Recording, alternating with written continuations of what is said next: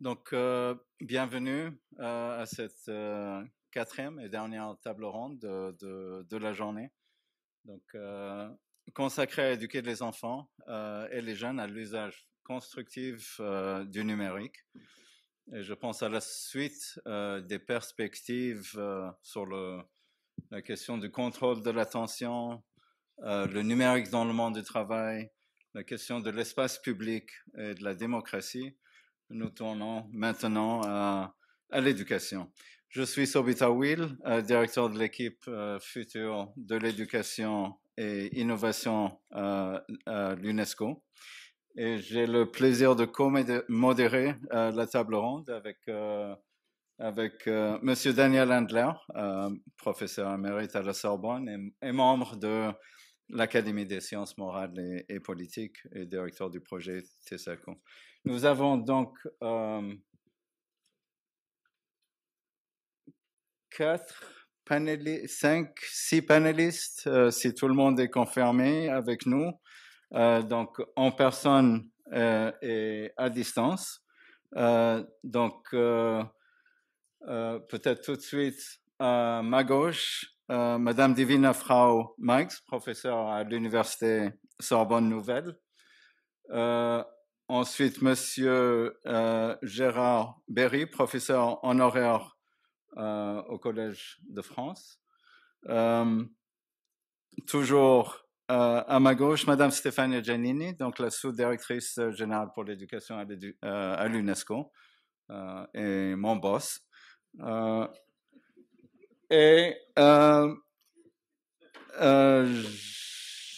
Monsieur Jean-Marc Mériot, donc délégué ministériel pour tout ce qui concerne les compétences du XXIe siècle auprès du ministère de l'Éducation nationale en France. Connecté à distance, nous avons donc Madame Agita Pasaribu, founder and executive director of Bullied app in Indonesia. And I believe we also have Mr. Andrew Wyckoff, Director, Direction Division of Science, Technology, and Innovation at OECD. Just a word about the format for this session. Je retourne au français. Donc, on va être organisé en 3 séquences. Nous allons tout d'abord donner la parole à chacun des panélistes à tour de rôle, donc 5 à 7 minutes, pour intervenir sur les questions liées à l'éducation numérique, au rôle et à l'appui aux parents, à la question de comment assurer la sécurité des écosystèmes numériques et surtout pour les enfants et les jeunes, et la question des compétences. Dans un deuxième temps, on va avoir un échange entre les panélistes, donc nous allons inviter chacun à réagir en quelques minutes à une idée, des propos qu'ils auraient entendus et qui les interpellent par rapport à ce qu'ils ont entendu avec les autres panélistes. Et finalement, un moment pour une séquence de questions-réponses, donc avec le public ici dans la salle, mais également avec ceux qui sont connectés à distance.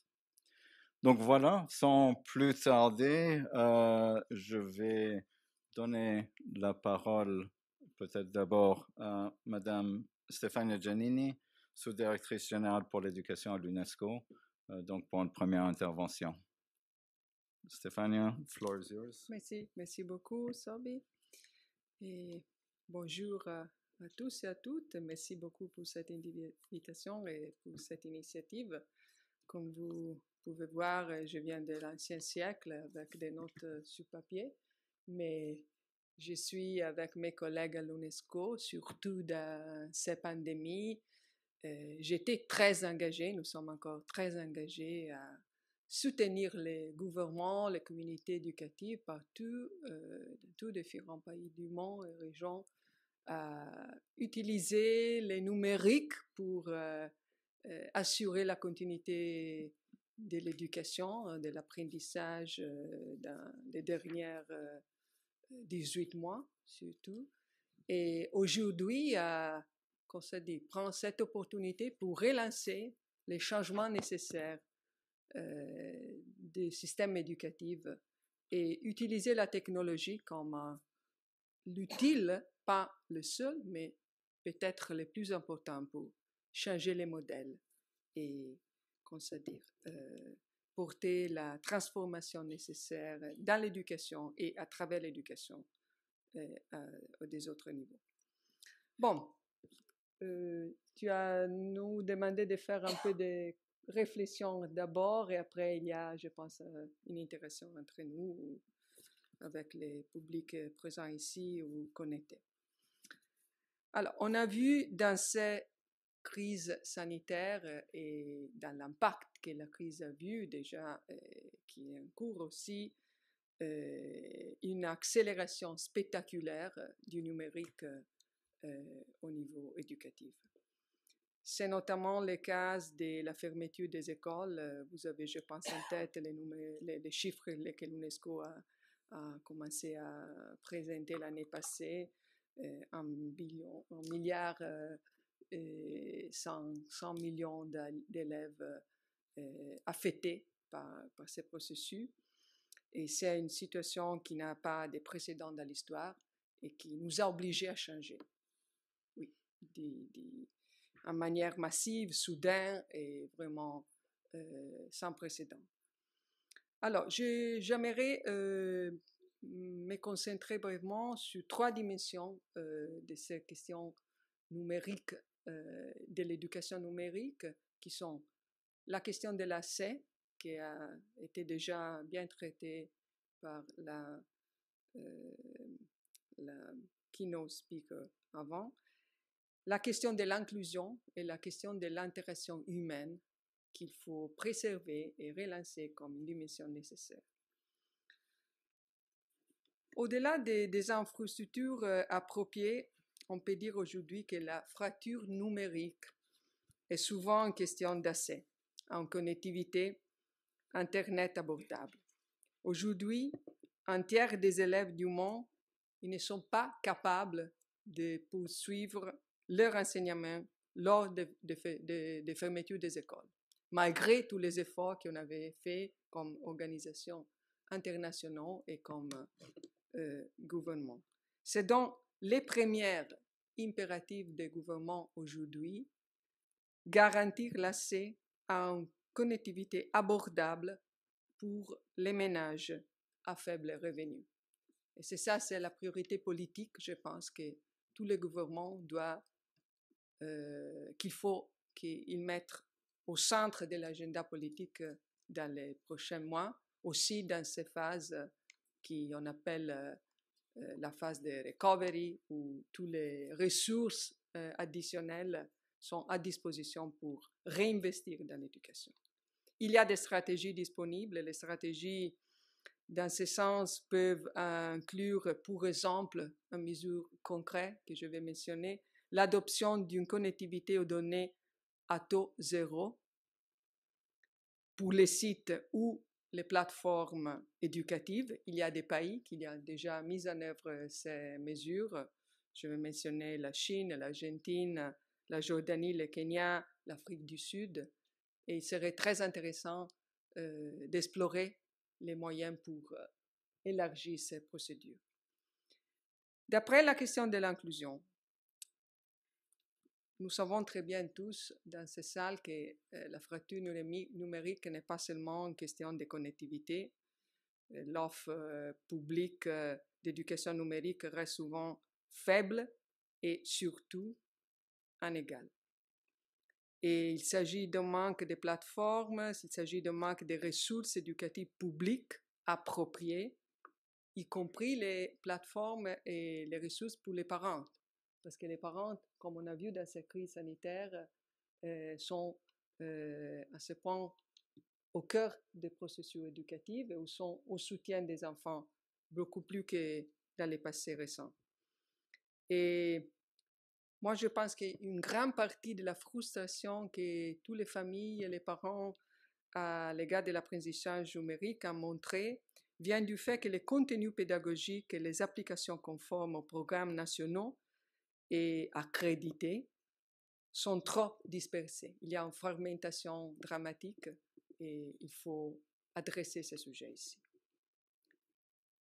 Le dernier point est la question que je pense, nous pensons à l'UNESCO, c'est la plus importante, qui est liée à les concepts basilaires de la connectivité comme un droit humain fondamental. On ne peut pas plus parler des droits à l'éducation sans inclure cette dimension dans ces concepts plus larges. Et il n'est pas toujours utile d'essayer de séparer l'éducation numérique de l'éducation au sens large. Ils sont des dimensions qu'il faut s'intégrer parfaitement. Les approches qui considèrent aussi l'apprentissage numérique comme faisant partie d'une expérience éducative plus large sont les plus authentiques, sont les plus efficaces, et on a des données très intéressantes pour voir que s'il n'y a pas un soutien à ce qu'on appelle la dimension socio-émotionnelle de l'apprentissage et de l'enseignement, il n'y a pas absolument des résultats d'apprentissage de qualité. S'il y a une chose que nous avons appris dans ces derniers 18 mois, c'est que les écoles ne se limitent pas à l'éducation et que l'éducation n'est pas seulement élargie dans les écoles. Il y a un processus qui a élargi, comme ça dit, l'espace éducatif, mais on a compris au même temps que si les écoles sont fermées, qu'elles ne sont pas ouvertes, on a un impact dramatique avec des conséquences qui ne sont pas seulement ici et aujourd'hui, mais qui ils vont affecter la génération future. Et alors, nous pensons que l'interaction humaine et l'utilisation de la technologie et de l'éducation numérique avec une approche humaniste doit être la feuille de route pour accélérer ces changements et pour donner aux élèves et aux enseignants tous les soutiens nécessaires avec des investissements financiers, mais aussi des investissements intellectuels. Vous avez mentionné, Madame, le processus de co-création, exactement que la chose qu'on va proposer dans ces périodes. Et on a établi des plateformes qui sont toujours en œuvre, comme la Coalition mondiale pour l'éducation, qui aujourd'hui a quelque chose comme 200 partenaires, et qui vient aussi du secteur privé, qui sont en train de prendre les responsabilités collectives qu'il faut prendre quand on parle d'éducation numérique. Et nous sommes très engagés dans ce parcours qui va mettre aussi la question des régulations législatives et au niveau international, bien sûr, que c'est la dimension de l'UNESCO, comme une des priorités pour les prochaines années. Merci.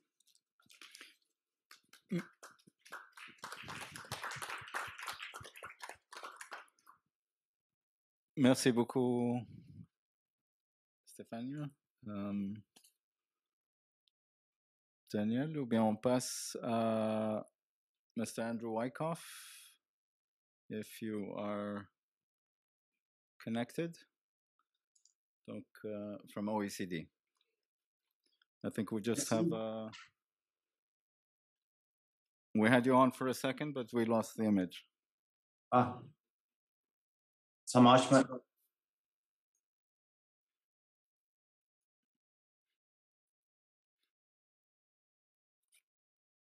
Still no, maybe coming now.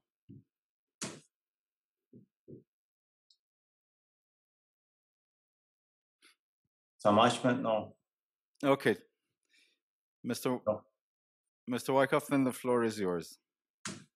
Okay, thank you very much, and apologies, I'd like to speak in English. It's great to be invited to this event. I want to thank you and all the organizers. I just want to briefly present some of the work we've been doing at the OECD on protecting children online. And this is work that started about almost 15 years ago, coming out of a ministerial we held in Seoul, Korea in 2008. In 2012, we started working on this, and our governing body, the OECD Council, adopted a recommendation on this in 2012. And for those of you who don't know, the OECD, a council recommendation is the highest form of recommendation, constitutes what we call soft law at the OECD. And why not legally binding? It carries a moral weight that is important. And in fact, this recommendation, well, let me just say that we've now since been reviewing it, and a lot has changed since 2012. Clearly, in terms of children, we've seen a widespread diffusion of smartphones. We're now a 50% rise in ownership between 2012 and today of 12 to 15-year-olds that own a smartphone. We've also seen significant changes in their interaction with the online world, where on average, a typical 15-year-old student goes online, has been online since the age of 10, and spends almost 27 hours per week online. And so this has become an integral part of every children's everyday lives. And why there's a natural tendency of policymakers that look a lot like me and are my age to think this is bad. There's actually a lot of good that comes with this as well. It can support children's education, as we've just been hearing about from my colleague at UNESCO, enhance their creativity. They're enthusiastic users of social media and connected games. And it's even given youth, I think, a voice and empowerment that didn't exist before, that we now call the Greta effect. At the same time, clearly, new risks have emerged, and as has the nature of some existing risks. Just to quickly go through these, one is kids maybe spend too much time online, and this gets a lot of concern by people, but it also means that children need support and supervision to ensure reasonable and responsible use of screens. There's also a huge number of ways they go online, which increase new risks, which I'm sure my colleague from Indonesia will talk about cyberbullying. It's also about children's health and well-being, particularly as it relates to body image disorders that can be exacerbated by frequent exposure to unrealistic or maybe altered images. And last but not least comes the increased risk of personal data becoming a commodity, and children are increasingly exposed to significant privacy risks. Now, that's just a brief summary of what's happened since 2012. Let me tell you about the new recommendation that we just adopted in May of this year that updates and extends the 2012 recommendation. It took a 3-year period for us to do this. It involved the Committee on Digital Economy Policy working with 2 other committees at the OECD, one on consumer policy, the other one on education policy. We benefit from a multi-stakeholder informal group of more than 80 different experts. And along with the recommendation, we produced both a new typology of risks, which I think provides useful guidance to governments, as well as specific guidelines directed at digital service providers who play an essential role in this. Let me just quickly go over 3 of the major components, elements that I think relate to the discussion this afternoon. First is how best to support parents, many of whom have weaker digital literacy skills than the children they're trying to supervise and oversee. The second is digital literacy more broadly, where we see is the ability to read and navigate autonomously digital content. This means understanding the use of their personal data, how it's collected and shared, how to identify mis and disinformation, and how to understand the terms of service for many providers, some of which can be extraordinarily complex, and how to seek remedies, redress, and report harmful content. Thirdly, the main element is what is appropriate screen time for children. And this gets a lot of headlines and public concern, but in our analysis, we think we still need better evidence on the risks associated with excessive screen time and more nuance in terms of differentiating different types and duration of online activities. For example, concerns about blue light screens on children's sleeping habits are very different than risks to exposure to harmful body image content, particularly to vulnerable teenagers on social media. Now, this is an emerging field of research and badly in need of consistent terminology and better statistics. Let me just end here and thank you for the opportunity to present OAC's work on children in the digital environment. I look forward to the other interventions and the ensuing discussion. Thank you. Thank you very much, Andrew Wyckoff. And now I suggest we move, on va passer à Madame Divina Frau Meigs, donc professeure à l'Université Sorbonne Nouvelle. À vous. Merci, Monsieur le Président de séance. Merci aux organisateurs de cette invitation et de contribuer, si on peut, à ce débat très important qui nous revient et qu'il faut renouveler après l'expérience de la pandémie pour ne pas revenir à la normale d'avant, ce qui semble être la volonté des gouvernements, bien qu'on s'en soit essayé de s'en prémunir pendant les discussions, pendant la Covid. Je ne sais pas si vous vous souvenez, même à l'UNESCO, toutes les questions qu'on s'est posées. Donc, comment aller de l'avant ? Ce n'est pas évident. Comment aller dans le sens de ce que nous disait Nena Nwankama, que je salue ici, en vieille complice des débats et des combats sur la gouvernance d'Internet qui ont traversé le champ au début de la discussion. Et il y a toute une partie d'histoire, me semble-t-il, qui fait partie de ce débat et qui nous échappe.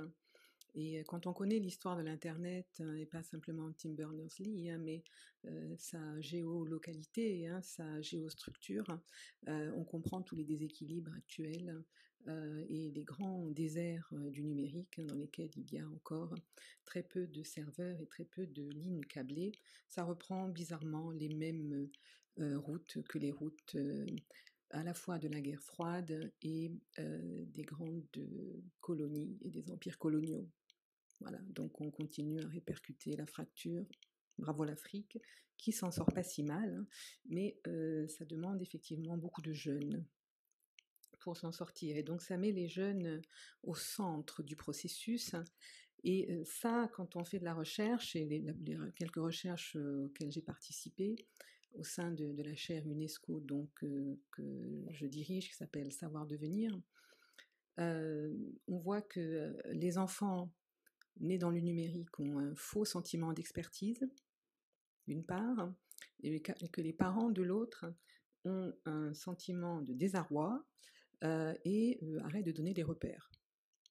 Donc on se retrouve dans une situation quand même où il y a un risque de rupture, non pas numérique, là, mais de rupture de la transmission, et une espèce de rupture anthropologique par rapport à ce qu'on a toujours fait les humains, c'est-à-dire que les enfants apprennent des parents et réciproquement. Et donc dans la co-création, Nena, tu le disais, mais il y a aussi la confiance et l'intergénération. Voilà, donc ça, il faut le remettre dans l'école, dans les partages pour construire l'autonomie. L'école a beaucoup laissé les parents à la porte, sauf pendant la pandémie. C'est incroyable. L'école à la maison, un peu partout, dans tous les pays. Je suis en train de faire une enquête, l'UNESCO aussi nous en a fait une. Voilà, les parents s'y sont mis. Bon, on a vu malheureusement que ça reproduit les fractures sociales, économiques, etc., et que le numérique là-dessus ne fait qu'en rajouter une couche. Mais les parents qui étaient là, ils ont quand même, voilà, ils sont montés un peu en puissance. Hein. Et c'est là que la très belle question de l'autonomie des jeunes comme des adultes, qui fait le but de cette table ronde, me semble importante. Alors, l'autonomie, c'est beau. Co-construisez, soyez autonomes, et on envoie un enfant à la mer, et après on voit s'il nage. Hein. Alors c'est sûr que de mettre un mur devant la mer, ça ne va pas l'aider non plus. Hein. Donc on est dans une situation où il faut à la fois enlever les murs, laisser l'accès à la plage, mais apprendre à nager, ou apprendre à traverser la rue, si on parle de risque. Voilà, donc ce beau concept d'autonomie, comment y arriver? Alors ça, c'est une question que nous essayons de résoudre dans cette histoire de savoir devenir, qui est une expression que j'ai créée pour aller plus loin que la commission Delors, qui avait écrit ce magnifique texte de l'école. Un trésor y est caché dedans, The Treasure Within en anglais. Cette espèce de l'intériorité, hein, comment ça se construit. Et la commission Delors avait dit savoir-être, savoir-faire, savoir vivre ensemble, savoir apprendre à apprendre. Et quand on dit aux jeunes autonomisez-vous, ça veut dire prenez-vous en main, faites des projets, etc. Et ce que nous remarquons, nous, c'est que cette idée de se projeter, c'est quelque chose qui est encore très difficile à faire si on n'est pas accompagné. Et ça prend un village. Et donc, quand on essaye de voir ce qu'on met dans le savoir devenir, nous, on dit qu'il y a 3 ou 4 dimensions. Il faut apprendre à se mettre à jour régulièrement. La mise à jour de soi, hein, vous savez, ce petit truc dans vos messages, vous appuyez, il y a la petite flèche qui fait le tour. Se donner différents désirs d'avenir, c'est-à-dire vraiment croire en l'avenir et ne pas croire que l'avenir c'est seulement un métier, c'est aussi une autre façon de vivre, et s'approprier les opportunités du net, c'est-à-dire notamment toute la possibilité de jouer et de simuler que nous donne l'Internet, mais sans risque, et on parle de prise de risque et pas de danger, et il y a bien une différence à faire entre les dangers de l'Internet et la prise de risque sur Internet. Et la prise de risque, ça s'enseigne et ça peut se faire dans l'accompagnement. Et donc il y a vraiment cela, je crois, à séparer. Et cela nous fait aller, au bout de cela, vers une esthétique de vie qui permet à ce moment-là l'engagement. Et l'autonomie, ça ne sert à rien si on ne s'engage pas dans la vie, dans la co-création, dans la citoyenneté, etc. Donc voilà, c'est un petit peu ce que je voulais vous faire, un petit coup de pub, mais pas gratuit, dans le sens où si on réfléchit à l'autonomie, il faut vraiment se la poser comme ça, me semble-t-il. Et après seulement, on peut aller vers les compétences. Et le débat sur les compétences, la bonne nouvelle, c'est qu'il avance. Il avance beaucoup, en tout cas pour le moins en Europe. On a déjà en Europe un cadre de référence commun qui s'appelle les DISCOMP, qui a 5 dimensions qui sont très intéressantes, me semble-t-il. L'information, la communication, la sécurité, la créativité et la résolution de problèmes. Voilà. Donc les DISCOMP, pour le moment, elles sont configurées comme ça. Je ne vous cache pas que je milite pour des 1000 comptes, des compétences en éducation, en médias et à l'information, parce que pour moi, le numérique est profondément médiatique. Et il repose sur 3 cultures de l'information, dont Gérard nous parlera en partie. Celle de la donnée et de l'informatique, oui. Celle de l'information et de la documentation. Et celle des médias et de la médiation. Et c'est cette combinatoire, me semble-t-il, de ces 3 cultures de l'information qui est la définition la plus précise du numérique que nous puissions avoir. Voilà, à débattre, mais j'ai bien ouvert pour cela. Et dans le combat que nous menons pour les compétences, les uns et les autres, avec le CDE et d'autres, c'est de ne pas les transformer en outils de gestion. Parce que après, on coche les critères. Bon, alors l'information, j'ai fait, la communication, j'ai traité, etc. On essaye de dire, alors, au Conseil de l'Europe, dans certains endroits à l'UNESCO, que les compétences, c'est un papillon. Parce que ça a 4 ailes. Il y a celle à laquelle vous pensez tout de suite, c'est-à-dire aptitude, skills. On sait se connecter. On sait appuyer sur le bouton mise à jour. Bof. Après, il y a les connaissances réelles que l'on peut avoir sur le net, sur son histoire, mais aussi sur la santé, etc. il y a les attitudes et l'école et l'autonomie, c'est un changement d'attitude. Pour s'engager, il faut avoir le sentiment qu'on peut changer le monde. Et on y rajoute les valeurs. Et ça, c'est quelque chose qu'on fait avec l'UNESCO et avec l'Europe. On a adossé ces compétences 1000, éducation aux médias et à l'information, aux valeurs. Et pour moi, c'est ça, les lumières. Sans les valeurs, le papillon ne vole pas. Dans les 10 Shkomp, il n'y a pas les valeurs. Et donc, en ce moment, on est en train de discuter, c'est un débat qui est en cours, pour converger entre les 10 Shkomp et les compétences éducation aux médias de l'UNESCO, pour essayer d'arriver à un cadre global humain, vraiment, où l'entièreté de l'humanité, on sait pourquoi on se bat. Parce que ensuite, dans l'école, et j'en arrêterai là, qu'est-ce qui motive un enseignant, mais qu'est-ce qui motive un parent? C'est de savoir qu'ils poussent ensemble vers la même vision. Un enseignant, ça marche à la vision, ça marche au mot.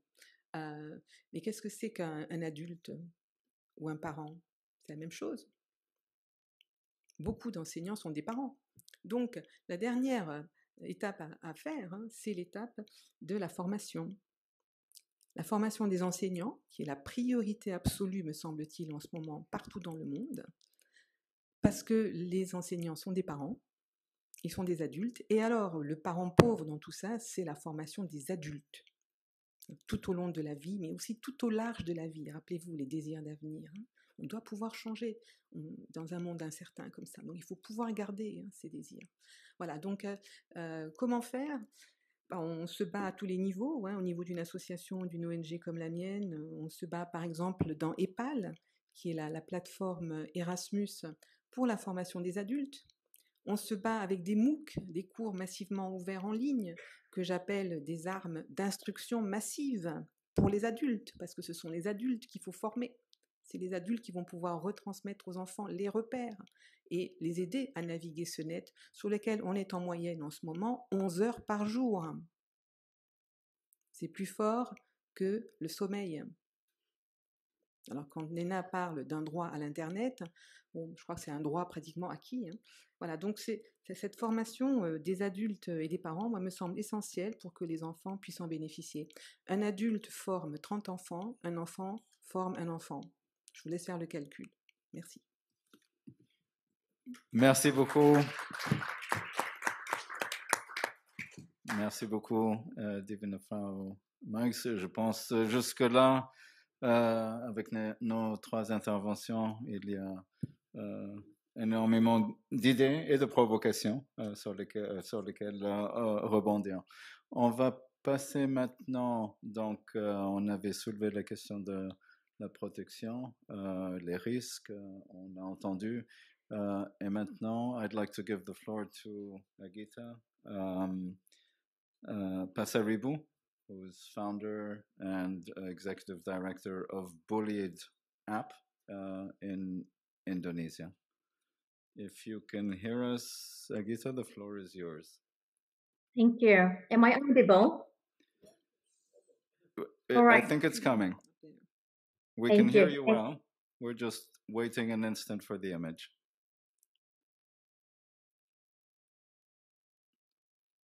Excellent. Please go ahead. Thank you so much for the opportunity, and thank you so much for inviting me as well. It's completely a pleasure to be in here and to also hear from the previous panelists. Just give a brief about what Bullied are. We are a leading charity in Indonesia where we provide psychological and legal support for victims of online harassment and cyberbullying. So I would like to basically mention 4 things that what we've been seeing over almost 2 years since the COVID-19 pandemic in the country. When we talk about children and when we talk about young people, we really see that what they've been doing using internet is obviously the first one is doing for studying. And secondly, they're using it to socialize with their friends. So it's using the WhatsApp, it's using a Facebook Messenger. They're also staying updated with their viral videos and memes and so on. They're using a social media like an Instagram, TikTok and Facebook. And the last one, they're using it for spending time as well. Sometimes they do playing game online, and sometimes they do just searching videos or watching Netflix. We really see that there are good things and a positive impact as well when it comes to utilizing a social media platform or utilizing an internet. Indonesia have 171 million net users. However, sadly, 49% of them claim that they've been cyberbullied online, especially through the social media platform. And just within 3 months, since the country was being in lockdown for 3 months, the rate of online harassment is raising 300%, way more compared to the last 2 years. And 68% of this mentions that they've been experiencing a complete stress, depressed, and acute anxiety due to this online harassment. So obviously the next question will be, does people understand what are the cyberbullying or online harassment? So we survey a couple of teachers, we survey a couple of parents in here, and quite very unfortunate that many of parents, many of the teachers has a misunderstanding about what cyberbullying is. So when they think about cyberbullying in the society, they thought it's simply based on nasty comments that people are, or young people receiving through Instagram comments and so on. But what we've been receiving since the past 1 year is the rise of a revenge porn that's also raising. And our teenagers at the moment has been trying a different online dating using a fake profile. So at least 5 to 10 reports we receive every single day is all about the revenge porn cases. And one thing that we realize and why this thing happens is many, especially in Indonesia or many of the Eastern countries, we don't embed it, the sex educations within our education's curriculum. And I believe that Mr. Andrew also mentioned about digital literacy. One thing also that we have to adapt it in the country and how to access social media platform wisely and understanding about sex education, no matter what the majority of religions that the country has. So sex is still a taboo case in Indonesia. So parents doesn't teach them, so kids basically learning about sex education through online. So a couple of students and a couple of victims of child sexual exploitations that came to us, when we interview them, they say that basically it's okay to share their photos online to people who are completely strangers that they don't know. And this is obviously very sad to hear this, simply because we don't have these educations and our kids doesn't know about it. So obviously the first one that we are hoping that we could develop more is in terms of digital literacy. Secondly, government regulations. We understand that in offline world, we have a certain regulation, but sadly, millions of cybercrime issues just left untouched. Offenders or perpetrators, they are being utilizing fake profile. They are being anonymous. They don't really see the victims, so they don't really have they feel less guilty towards the victim. So what we see is in here, it's how important that the government should basically govern and create regulations within a cyberspace, simply by making that whatever that it's crime and illegal offline, it has to have the same consequences online. We also see that how the social media platforms somehow abusing the users, especially the young kids and children. So I hate nasty comments, brainwash sometimes that happen to our children and young people.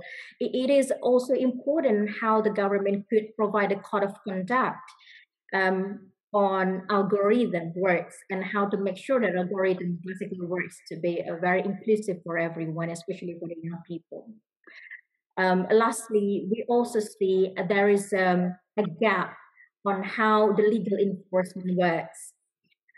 If we're still working in the way of how to report cases by going to the police stations, and I think it's also important how we basically adapting the way how we report cases to the law enforcement using the technology, and ensuring the investigators, police is basically gender sensitive at the same time. The third one in my notes is basically using technology, and not just to provide or services, but also to prevent it, to remind and to tackle and probably to support in the same time. As what we do with Bullied Up, we provide and we digitalize the way how we provide mental health support and legal support for the victims. And we are quite grateful with the help from the UNESCO backup. We've been able to starting our pilot project utilizing artificial intelligence to screen the Twitter by utilizing bots. As a reminder, we focus on Indonesians' data set. So whenever there is still a cyberbullying signs or a depression signs, this bot is basically able as a reminder to let these users know. The last one, I think the previous panelists also mentioned about this, is parental mediations and involvement of schools and teachers. We know that how important to have a parents to mediate and to surveillance basically whatever that their children and young people are doing online.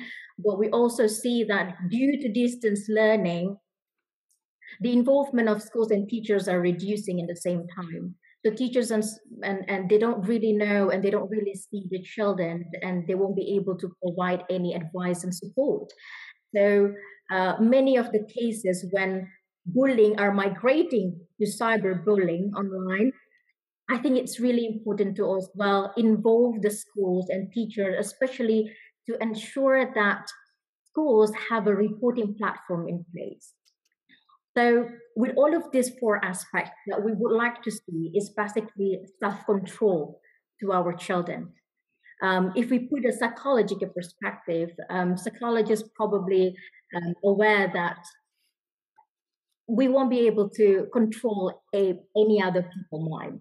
So there were always mentions that what we do with all of this four is basically to increase the self-control towards children, to increase their resilience, to be assertive, and how we be able to ensure that our kid to be a bystander and to be an upstander for them and for their friends. And lastly, basically what we would like to highlight in here, I think, with all of this aspect that we would like to focus on, we're hoping with the self-control, resilient, assertive, it could help to reduce online abuse and create a better and safer online community for our children in the future. Thank you. Thank you very much, Agita Pasteribo, and thank you for this focus on cyber harassment and bringing up the different perspectives. But one of the first that you brought up is understanding the phenomena, and perhaps now. And we heard earlier that understanding as part of the autonomy, perhaps most important and at the heart, or a first step towards looking at competencies. But I'd like to give the floor now. J'aimerais donner la parole à Monsieur Jean-Marc Mériot, donc qui est délégué ministériel pour les compétences du 21e siècle. Et la parole est à vous. Merci. Merci beaucoup. Merci pour cette invitation et aussi pour déjà la qualité de tout ce qui a été dit. Alors, je vais essayer de me reposer, en tout cas de vous partager les questions qui doivent être les nôtres aujourd'hui quand on est amené à parler d'éducation et quel rôle l'éducation doit jouer dans une civilisation numérique. Et à travers ça, je pense qu'aujourd'hui, ce à quoi nous sommes confrontés, c'est à une multitude de paradoxes et auxquels on demande à l'éducation de beaucoup répondre, en tout cas d'accompagner et de résoudre ces paradoxes. Le premier paradoxe, c'est qu'on se retrouve dans une situation où jamais les sciences, les innovations technologiques n'ont autant apporté à l'homme. Et qu'elles continuent réellement à faire peur. On se retrouve quand même dans ce paradoxe-là, et c'est pas nouveau, mais avec le numérique, ça a pris de la démesure, on va dire. Et donc, il nous faut quand même faire qu'on puisse réduire ce paradoxe-là, et que l'éducation a un rôle majeur pour essayer de réduire ce paradoxe-là. Ensuite, l'autre question qui peut se poser à nous, et qui se pose à nous, c'est la place de l'humain dans cette civilisation numérique.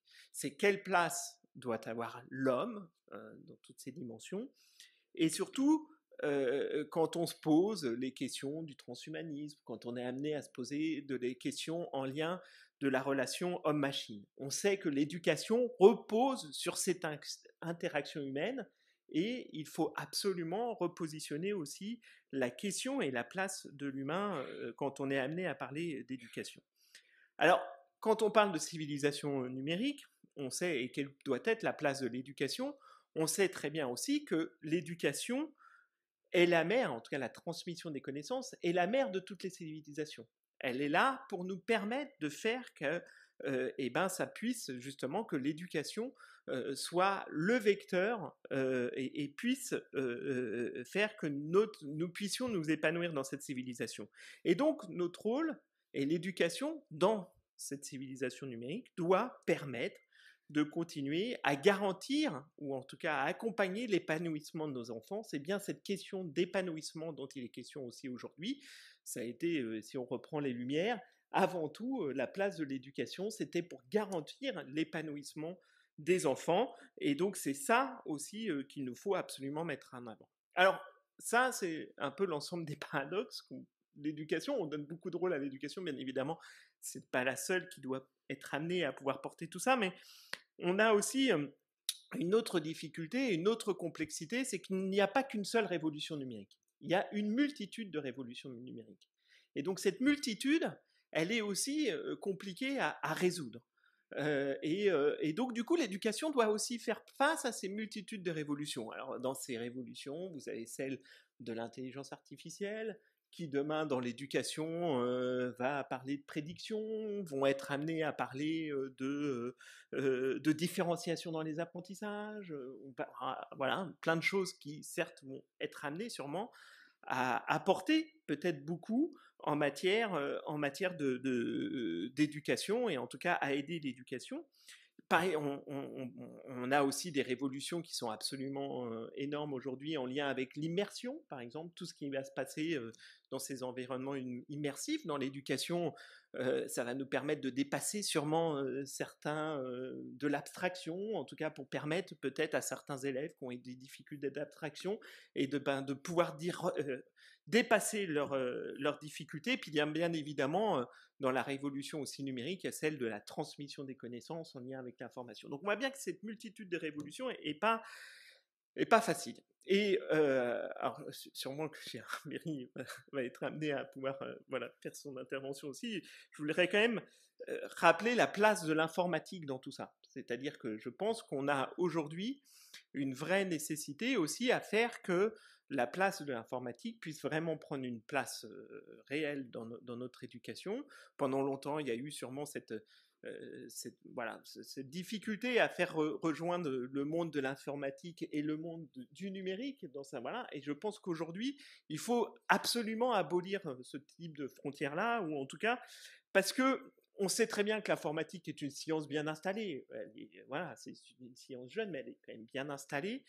Mais la difficulté aussi là où on est, c'est que c'est une science qui devient une culture. Et donc dans tout ça, il faut qu'on soit en capacité de pouvoir marier tout ça et faire que l'éducation a un rôle absolument central. Mais pour pouvoir bien se sentir dans une culture, il faut bien connaître la science. Et donc c'est bien tout ça qu'il faut réussir absolument à marier ensemble dans nos environnements éducatifs. Alors qu'est-ce que c'est les leviers ? Oui, 2 minutes. Qu'est-ce que c'est les leviers ? Je vais essayer de faire vite. Qu'est-ce que c'est les leviers des États sur leur système éducatif ? Le premier, c'est renforcer la place de l'informatique dans les enseignements. c'est travailler sur les compétences numériques. C'est tout un travail que nous avons effectué aussi à travers la certification des compétences numériques. On parlait de référentiel européen et tout le travail qui a été fait, entre autres sur une plateforme comme Pix aujourd'hui, vient aussi aider à renforcer l'ensemble de ces compétences numériques et de la certification pour pouvoir créer le lien entre science et numérique. Il y a aussi faire évoluer les pratiques pédagogiques. On l'a vu avec la pandémie, c'est qu'à un moment donné, il faut que le numérique soit dans la classe et pour montrer que le numérique est un formidable vecteur aussi pour permettre et pour accéder à la connaissance. Il y a la formation des enseignants, ça a été rappelé, c'est absolument essentiel. C'est le point absolument essentiel. On ne peut pas aujourd'hui garantir la place de l'éducation si les enseignants ne sont pas eux-mêmes formés. Donc ça, c'est une question absolument centrale. Il faut que les pédagogues aient réellement conscience de leur rôle dans cette civilisation numérique et il faut les accompagner pour ça. Et ensuite, il y a valoriser aussi l'ensemble des compétences. Alors, bien évidemment, on a parlé de créativité, collaboration, résolution de problèmes complexes. Moi, j'aime toujours aussi rappeler, parce qu'on n'en a pas encore beaucoup parlé, du développement de l'esprit critique, parce que là, on revient vers les lumières, et c'est bien ça aussi dont il est question, c'est-à-dire cette capacité à pouvoir développer cet esprit critique. La place de l'éducation aux médias et l'information, qui a un champ d'intervention absolument essentiel, central, pour nous permettre justement que ces compétences-là puissent s'épanouir et on a des formidables outils aujourd'hui pour faire qu'on puisse aller encore plus loin à travers ces dispositifs pédagogiques pour aller encore plus loin. On a parlé aussi des compétences de vie absolument essentielles, compétences socio-comportementales, qui viennent aussi renforcer tous ces enjeux pour construire sa citoyenneté numérique et pour bien vivre ensemble à l'ère du numérique. Donc, j'insisterai et je terminerai sur un dernier point, c'est la question aussi d'une éducation à l'éthique du numérique. C'est-à-dire cette question éthique, elle est absolument essentielle. Et quand on parle d'éthique, il faut qu'on soit emmené, parce que je ne l'ai pas encore abordé, mais la question de la place de la donnée et autour et donc une éducation à la donnée, en tout cas c'est un peu un terme, voilà, mais comment on est en capacité de pouvoir redevenir acteur de sa citoyenneté à partir du moment où on maîtrise sa donnée, où on a capacité de pouvoir exploiter sa donnée. C'est un enjeu absolument essentiel pour construire son identité numérique. Et donc, c'est tout ça qu'il faut que l'école, à un moment ou à un moment, elle ait cette vision systémique pour nous permettre de pouvoir relever les défis qui sont les nôtres. Je vous remercie. Merci beaucoup, Jean-Marc Mériot. Vous avez cité comme l'une des premières questions la place de l'informatique dans les programmes. Et j'aimerais passer la parole maintenant à M. Gérard Berry, professeur honoraire au Collège de France. Je pense qu'il a beaucoup à nous renseigner sur ce sujet. Merci, la parole est à vous. Merci et merci à tous pour cette journée. Oui, je continue parce que j'enseigne en ce moment en primaire, en CP et en CM1, CM2. C'est très intéressant. C'est parti, j'ai toujours fait, mais c'est très intéressant et on y apprend beaucoup. Alors, moi, je voudrais revenir sur ce qu'a dit Jean-Marc Mériot. Une chose qui m'a complètement surpris dans toute la journée jusqu'à son exposé, c'est d'avoir entendu une seule fois le mot informatique. Alors ça, c'est vraiment étrange. Quand on parle du réchauffement climatique, on parle de physique. On parle de température, on parle de CO2, on parle de réactions chimiques et tout, ça ne choque personne. Mais informatique, le mot a disparu. Quant à son contenu, j'en parle pas. Donc le mot numérique a un énorme avantage, c'est qu'il permet de ne parler d'une chose dont on ne dit pas ce que c'est. Et ça, c'est extrêmement gênant, en particulier pour les enfants qui, eux, sont des petits curieux.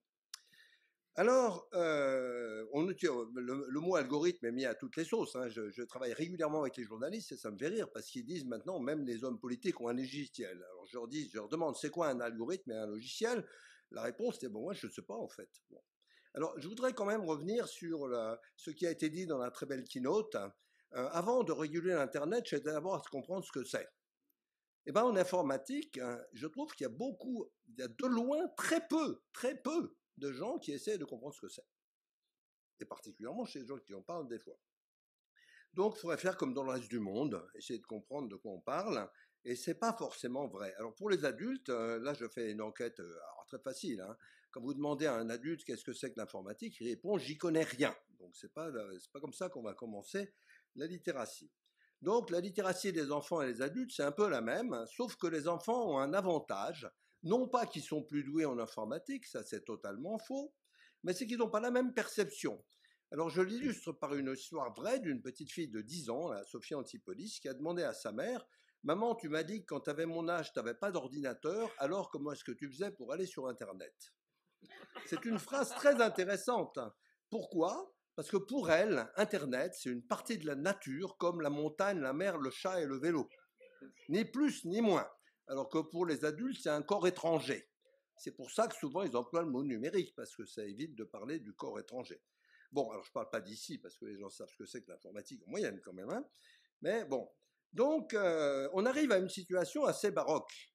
Un médecin, un juriste, et même souvent un scientifique, y compris de haute volée, passent leur vie sur des ordinateurs en ayant fait exactement 0 seconde d'apprentissage de l'informatique.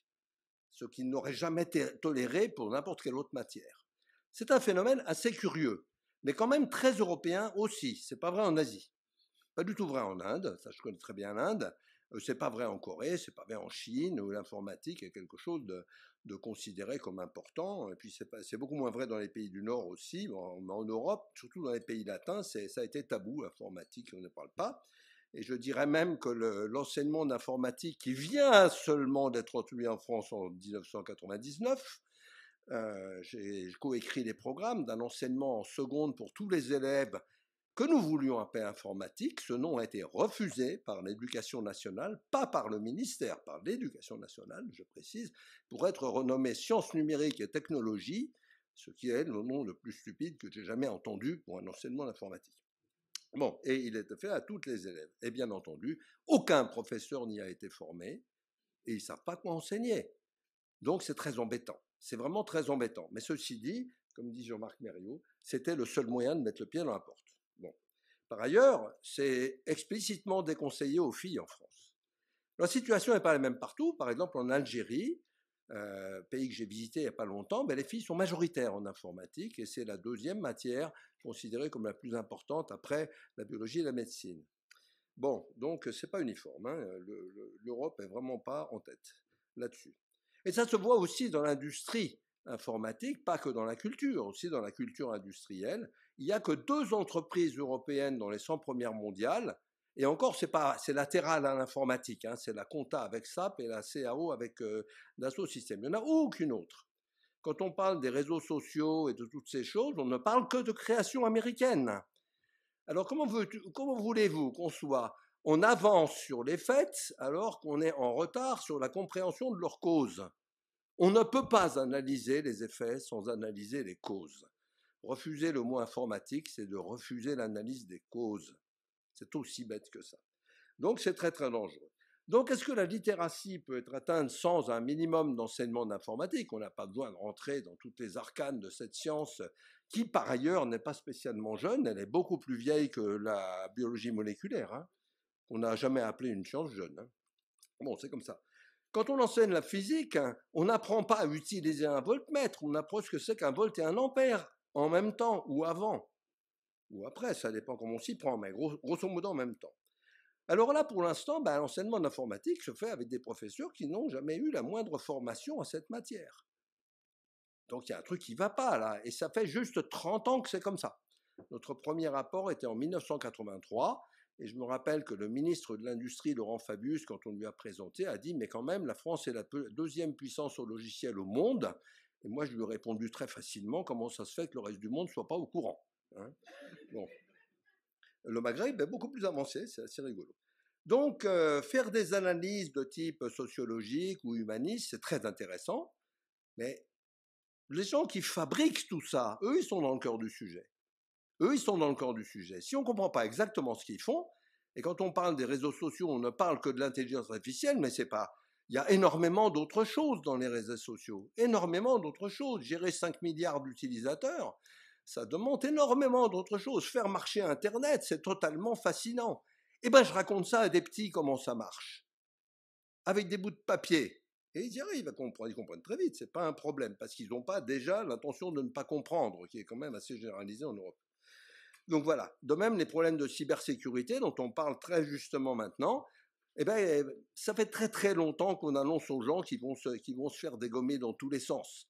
Ça fait très très longtemps qu'on dit aux gens arrêtez d'utiliser Windows XP dans les hôpitaux. Puis après, ils disent ah zut, on a appris Windows XP, on a gardé Windows XP et maintenant on se fait dégommer, on est obligé d'évacuer nos patients. Bon, on ne peut pas dire qu'ils n'étaient pas prévenus. Donc, les problèmes de littératie numérique et de compréhension du monde numérique ne pourront pas se résoudre en continuant la méthode actuelle. C'est-à-dire en refusant de comprendre qu'il faut à la fois parler des effets et des causes. Que quand on ne parle pas des causes, parler des effets, ça ne suffit pas. Donc on peut faire beaucoup mieux. C'est ce qui est fait en Asie, par exemple. C'est beaucoup plus, c'est un peu variable aussi, mais il y a beaucoup plus de compréhension de la chose. Et puis, par ailleurs, je vous signale quand même qu'en 2015, une seule société en Inde, Tata Consultancy Services, a embauché à elle toute seule 70 000 ingénieurs, c'est-à-dire 1,5 fois la production totale d'ingénieurs en France. On oublie aussi que c'est un gigantesque bassin d'emploi intéressant par ailleurs. Voilà. Donc, faire mieux est tout à fait possible, mais ça demande d'arrêter aussi la politique qui est encouragée par l'absence d'entrée profonde dans le sujet, d'avoir un pied devant et un pied derrière. Moi, ça fait plus de 35 ans qu'on fait des rapports sur l'informatique. Celui qui a un peu d'effet en 2013, si vous lisez suite 1983, c'est le même. Entre-temps, il s'est passé des choses. Voilà, merci.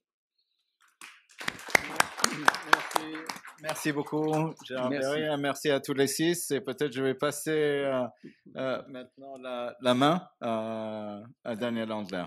Merci, Sophie. Bon, compte tenu des limitations de temps, puisque M. Tirole doit commencer sa conférence dans un quart d'heure et que je veux laisser un peu de temps au débat avec la salle, je ferai des remarques très courtes. D'abord, il y a un contraste entre une certaine convergence entre ce qu'ont dit les différents intervenants et en réalité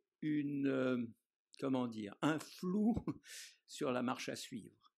Il y a un contraste entre l'extrême importance des enjeux et la constatation qu'on n'a pas fait ici à cette tribune, mais dès qu'on sort dans la rue, on sait que la formation des enseignants, bon, oui, c'est pas absolument la première priorité des pouvoirs publics dans les médias. C'est un sujet un petit peu ennuyeux, c'est un sujet sur lequel on n'a pas fait des progrès foudroyants, en tout cas à ma connaissance, dans notre pays. Donc il y a une espèce de contraste entre une conscience très nette qu'il faut faire quelque chose, que c'est passionnant, que c'est absolument essentiel, et un doute sur ce qu'on devrait faire.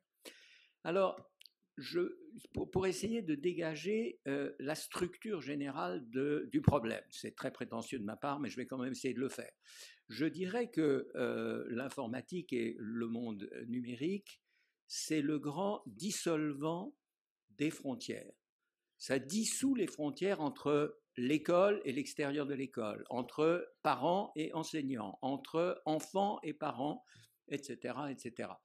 Les témoignages de cette dissolution sont multiples. Enfin, juste avant Internet, on s'adressait à moi comme monsieur le professeur, je vous prie d'agréer, etc.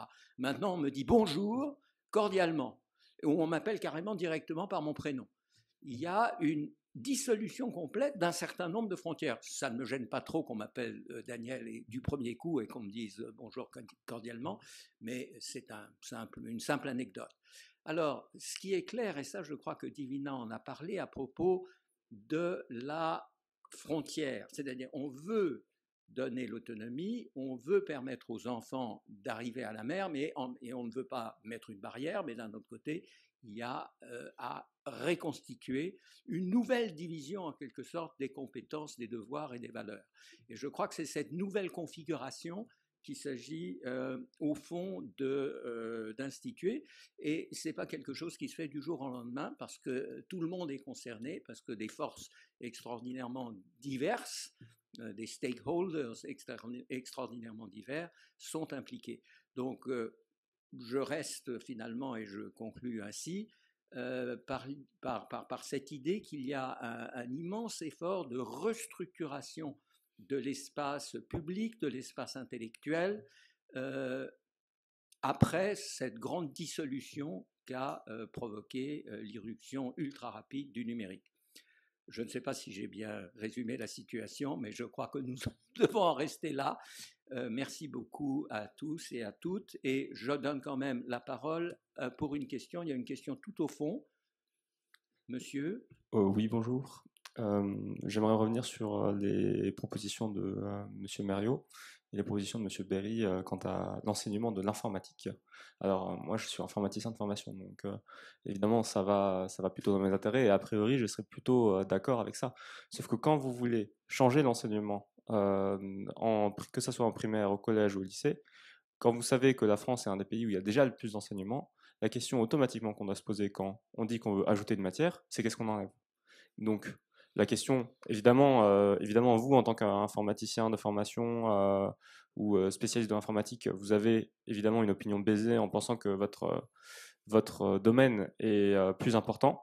Mais qu'est-ce que, du coup, pour aller jusqu'au fond du raisonnement, qu'est-ce qui serait moins nécessaire, qu'est-ce qu'on pourrait enlever pour éviter de faire de l'inflation horaire? Ouais. Bon, je peux essayer de répondre de façon très simple. D'abord, oui, il faut enlever quelque chose, il faut modifier quelque chose, ce qui se fait tout le temps par ailleurs dans l'enseignement. Regardez il y a si vous regardez l'évolution de l'enseignement de SVT, il est totalement différent d'avant. Bon, mais cette question de qu'est-ce qu'on enlève, c'est celle-là qui a permis à l'enseignement d'informatique de ne pas exister depuis 30 ans. C'est aussi une excuse. Mais c'est pas aux informaticiens de dire ça. C'est aux gens qui ont une vision beaucoup plus globale. Alors, il peut y en avoir dès chez nous qui ont une vision beaucoup plus globale. C'est-à-dire, on peut participer à la discussion. Mais il ne faut jamais demander aux mathématiciens de réduire les mathématiques, c'est sûr, ou à n'importe qui. Donc, il faut qu'il y ait des gens qui soient, dont c'est le métier, d'avoir une vision plus globale et qui connaissent bien ce qu'ils disent. Mais il ne faut quand même pas oublier qu'on passe sa vie à ça dans l'enseignement. Vous n'avez qu'à regarder les programmes d'enseignement de quand j'étais petit, et vous verrez. Par exemple, en histoire, on enseignait les colonies. Hein. Bon. Aussi distinguer ce qui constitue le contenu d'un programme de ce qui constitue une discipline. Et c'est peut-être aussi ça la question, c'est que on peut être aussi, alors moi je partage l'analyse de Gérard Berry sur la capacité de pouvoir sûrement réduire certaines haines par rapport à d'autres. On sait par exemple très bien que l'enseignement de la technologie, qui a une petite part d'informatique, n'est pas à son summum aujourd'hui, ou en tout cas on peut faire beaucoup mieux, on peut être amené à faire... Voilà, donc on a plein de leviers quand même sur lesquels on peut être amené à pouvoir essayer d'apporter. Et je pense que au-delà de ça, il ne faut pas non plus mettre en opposition ce qui relève de l'informatique par rapport aux savoirs fondamentaux, c'est-à-dire qu'il ne faut pas du tout être dans cette approche-là, parce qu'on a aussi un peu tendance à dire les savoirs fondamentaux avant tout, et puis voilà, on reste donc savoir lire, écrire, compter, qui reste bien évidemment essentiel pour voilà, mais il faut pas, c'est pas pour ça qu'il faut faire l'abstraction de tout le reste. Et donc là-dessus, il faut trouver cette complémentarité, et c'est vrai qu'il faut réussir à pouvoir. Après, c'est une dimension et c'est une question essentiellement politique, et pas seulement que de spécialistes, c'est-à-dire qu'à un moment donné, c'est le politique c'est lui qui a la capacité de trancher, c'est lui qui est en mesure de pouvoir trancher ce type de débat-là. Merci. Oui, please. Oui, merci. Thank you. Just a couple of concrete examples of how we can also overcome this polarization between, digital learning and the rest of the world. The media literacy curriculum that we are now introducing in some countries from UNESCO perspective is a good example of cross-cutting competencies which can be included without pushing back the other subjects, other topics. And the second example I have in mind, I experienced in another position I had as Minister of Education and Research in my country, it's coding. Coding is like learning and teaching a second language. It's not a subject by itself, so it's important that children can acquire as a cross-cut competence and starting from the primary school. And if you do that, it's about opening access to this space of freedom, because j'aimais beaucoup la définition de la dissolution des frontières, mais alors on peut dire aussi qu'il y a des lumières dans le web parce que c'est un espace de liberté, mais pour donner à cet espace de liberté tout le potentiel positif, il faut travailler, moi je pense, sur 3 niveaux: les règles, les droits et les compétences, qui sont un peu les 3 dimensions qui on va mettre ensemble, les organisations internationales, les gouvernements, mais aussi les communautés éducatives. J'ai été un très très mauvais co-modérateur, je m'excuse, j'ai complètement zappé la deuxième phase qui consistait en un dialogue entre les tables rondiers. Donc je m'en excuse et je vais quand même prendre quelques minutes pour donner aux tables rondiers, aux panelists qui n'ont pas encore eu l'occasion de s'exprimer, à savoir essentiellement Divina. Je crois que les 3 autres se sont exprimés et ainsi évidemment que les gens en visio. Bien, alors Divina, vous voulez en deuxième, voilà. Divina, s'il vous plaît. Merci Daniel. Que dire? Repartons d'une expérience personnelle. Lorsque je suis allée à Stanford en 1983 pour aller étudier la diversité culturelle, on est venu me chercher du département d'informatique en me disant « venez nous aider à décoder ». On est en train de monter le premier langage naturel, sémantique, qui s'appelait Lisa. Je leur ai dit « mais je viens des sciences humaines, je n'ai pas fait de mathématiques depuis 10 ans ». Ils m'ont dit « mais qu'est-ce que ça a à voir? Vous êtes française, donc vous êtes logique ». Et c'est là qu'ils m'ont dit, en fait, l'informatique, c'est de la grammaire, donc nous, on veut que vous veniez repérer les choses, etc. Et je me suis éclatée. J'ai pas d'autres mots. Et ça a été une leçon de vie, pas dans le sens où simplement j'ai fait semblant d'être une psy, parce que c'est ce que faisait le langage Lisa, il essayait de repérer le langage naturel d'un psychologue, ça vous en dit quelque chose, mais cette propensité qu'ont certaines cultures éducatives, de casser les silos entre les disciplines. Et des gens qui font les passerelles, qui vont chercher, qui créent les opportunités, et qui le font, on va dire, presque à perte. Parce qu'après tout, j'aurais pu dire non, j'aurais pu être nulle et laisser passer des bugs. Donc, ils ont pris un risque. Et c'est ce risque-là qui m'a donné confiance, qui m'a permis de me mettre à jour alors que je venais de l'école normale supérieure, un truc qui venait de fêter ses 100 ans. Et qui était complètement fossilisé. Donc je crois qu'il y a une question de mentalité qu'il faut arriver à changer pour rentrer dans le numérique, c'est-à-dire pour comprendre la nature vraiment de cette informatique-là et de ce numérique-là, parce qu'il y a du dur, effectivement, hein, il y a du code, hein, mais il y a aussi le décoder pour que ça fasse sens, hein, parce que, comme je dis toujours, pas de codage sans décodage. Hein. Apprendre aux gens à coder s'ils n'ont pas un projet, si ce n'est pas un codage par design, quand ils sortent, c'est comme quand on apprend une deuxième langue. Hein. Si on ne la pratique pas, on l'oublie.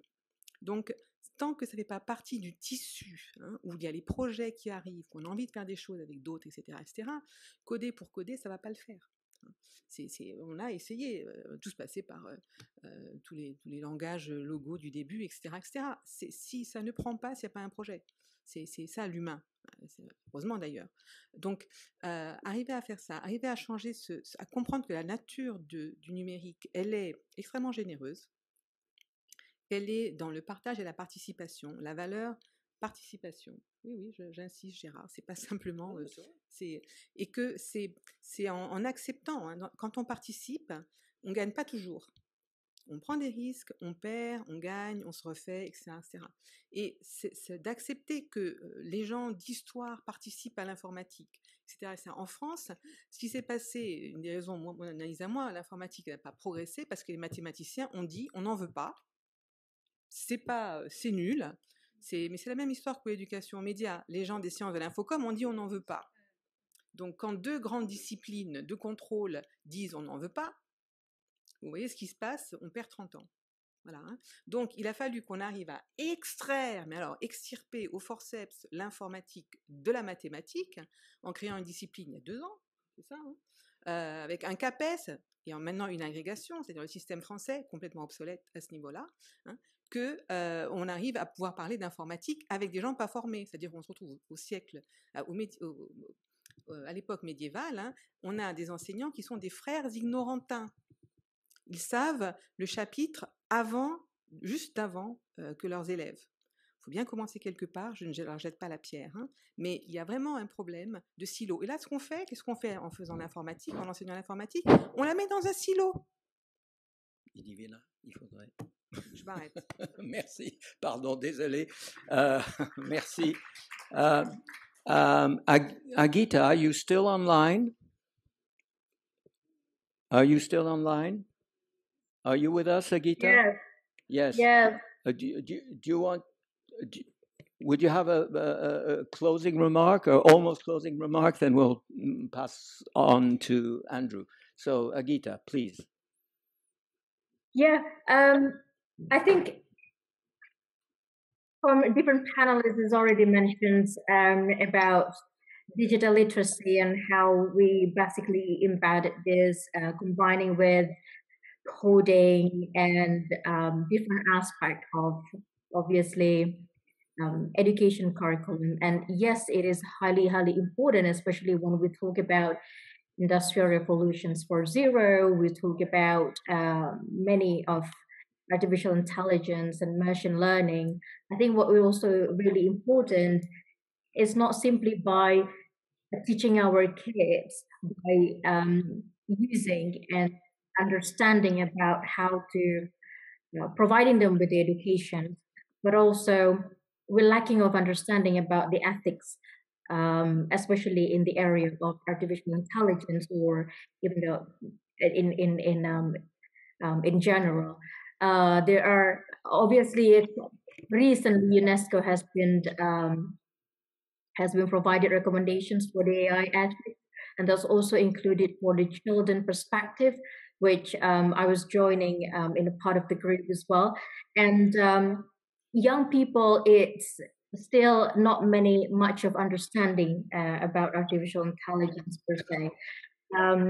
And as we know that AI is cross-cutting a different kind of a perspective, not entirely just talking about the technology. I think it's also important that not just by teaching them on how to use the technology or how to educate them with the technology, but the soft skills and understanding in different aspects that is important to understand about the ethical aspect. So to me, I'm a believer that internet, social media platform, technology has so much things to provide for us, especially our children is the future. So we need to definitely put so much of concerns in their development, so then we can have the future that we want. But at the same time, it's also important that how we govern this technology advancement, so then we can have an ethical algorithm, an ethical social media platform, and a better online environment, and very inclusive for everyone. Thank you. Thank you very much, Agita. Very interesting, very enlightening. Andrew, are you still on? Yeah, I'm here. And I very much have enjoyed the conversation and the discussion. Just a few final words from me, and I'm not from that part of the OECD that does education policy. I'm from the more the science side. But just quickly, we do look at ICT literacy with our colleagues in the education, and of course, here the fundamental skills we associate with STEM are important. But as the technology evolves, they become less important. Just like no one really knows how to fix their car anymore. You just use it. And with that comes more what was somewhat called computational education and learning, and about framing the problem and how to use these new tools in an effective way. And then it comes to issues like interpretation and communication and the group sharing and learning from results. And to me, these are kind of, in some ways, classic educational skills that we need to remember are increasingly important as we go into the future. And these are things that machines can't do, or at least not in the near term by my assessment. But with that, again, thank you for the invitation. Thank you very much, Andrew Wyckoff. Thank you. Thank you to all. This is the end. We're 10 minutes late, 8 minutes late. I'm very sorry. And now we're about to hear Jean Tirole, who will be giving his final lecture at a distance. Thank you very much.